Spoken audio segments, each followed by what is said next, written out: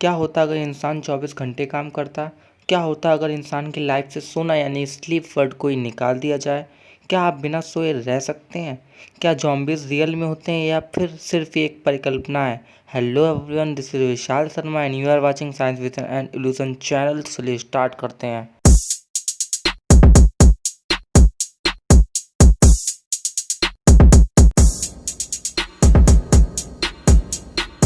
दोस्तों, आज मैं आपको जिस कहानी के बारे में बताने जा रहा हूँ वो कहानी एक बहुत ही ज़्यादा डरावनी कहानी है। ये सच है क्या नहीं सच है ये तो अभी तक मुझे पता नहीं चला है और शायद किसी को भी पता नहीं चला है। हाँ, ये कहानी सोशल मीडिया पे बहुत ही ज़्यादा मशहूर थी। ये कहानी एक एक्सपेरिमेंट पर आधारित है जो एक्सपेरिमेंट रूस में 1940 में स्टार्ट हुआ था। इस एक्सपेरिमेंट का नाम रशियन स्लीप एक्सपेरिमेंट था। इस एक्सपेरिमेंट में 5 कैदियों के साथ एक डील करके उनसे ये कहा गया था कि उन्हें सिर्फ इस एक्सपेरिमेंट का हिस्सा बनना होगा और 30 दिन तक बिना एक एयर टाइट चैम्बर में बिना सोए रहना होगा। उस चैम्बर में नॉर्मल पर्सन जैसे यूज़ करता है वो सारी चीज़ें दी जाएंगी, बस उनको 30 दिनों तक सोना नहीं होगा। उस चैम्बर मिस्टीरियस गैस को छोड़ा गया था जिस गैस के बारे में हमें ज़्यादा जानकारी नहीं है। 5 कैदियों को एक चैम्बर में बंद कर दिया गया था और उसके बाद उनसे एक प्रॉमिस किया गया था कि उनको इस एक्सपेरिमेंट के बाद छोड़ दिया जाएगा।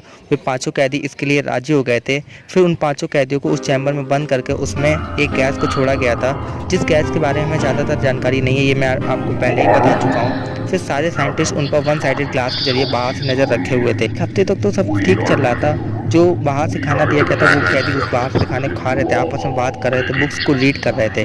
पर एक हफ्ते बाद सभी कैदियों के नेचर में बदलाव आना शुरू हो गया था। वे सभी आपस में कुछ बुदबुदाते रहते, चिल्लाते रहते और उस चैम्बर में ही दौड़ते रहते। और तभी एक कैदी इतनी जोर से चिल्लाया कि उसके गले की वोकल कॉर्ड ही फट गई, जिसको देखकर साइंटिस्ट बहुत ही ज़्यादा घबरा गए। और घबराने की बात तो ये थी कि उसके चिल्लाने का असर उसके बगल वाले किसी कैदी पर भी नहीं हुआ था। जिसके बाद उन सभी साइंटिस्टों ने 15 दिन बाद उस गैस को उस चैम्बर से छोड़ना बंद कर दिया, क्योंकि वन साइडेड ग्लास के जरिए कुछ ज़्यादा इन्फॉर्मेशन इकट्ठी नहीं हो पा रही थी।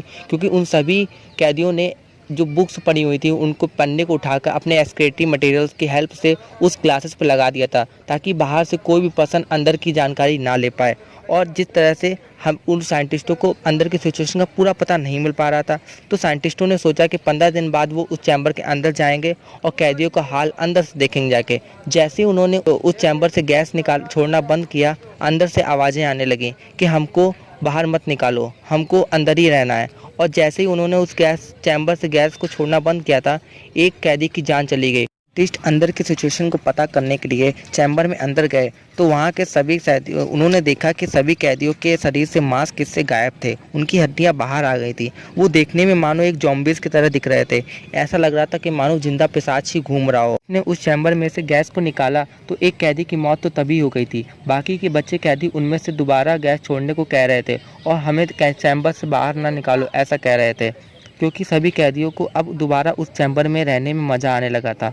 जब साइंटिस्टों ने इन एक्सपेरिमेंट से डर गए थे और उन्होंने जब उन कैदियों को बाहर निकाला और उनको बेहोश करने के लिए बेहोशी का इंजेक्शन दिए, जिस बेहोशी के एक इंजेक्शन से ही पेशेंट की मौत बेहोश हो जाता है और उनके 10 इंजेक्शन देने पर भी उन पर कोई असर नहीं हो रहा था। जब कैदियों का ऑपरेशन हो रहा था तो उन कैदियों को उस दर्द में मज़ा आ रहा था, जिससे देखकर साइंटिस्ट बुरी तरह से डर गए। साइंटिस्ट इस एक्सपेरिमेंट से बुरी तरह डर चुके थे और उन्होंने सोचा कि इस एक्सपेरिमेंट को बंद कर दिया जाए, लेकिन उनके चीफ से इस एक्सपेरिमेंट को जारी रखने का ऑर्डर मिला और उन सभी कैदियों के साथ चैम्बर में अंदर रहने का ऑर्डर मिला।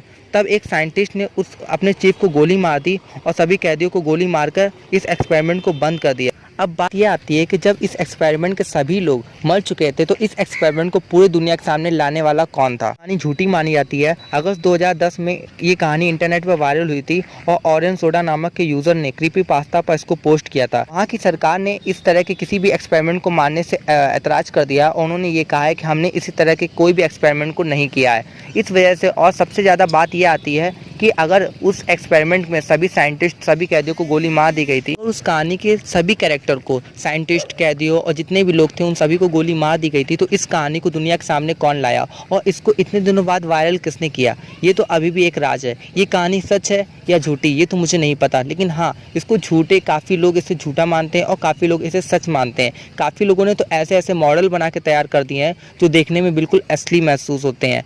तो इस कहानी का राज क्या है ये तो अभी तक नहीं पता चला है, लेकिन हाँ, अगर आपको ऐसी ही कहानियाँ और जाननी है तो प्लीज़ मेरे चैनल को लाइक, सब्सक्राइब और कमेंट जरूर कीजिए। Thank you.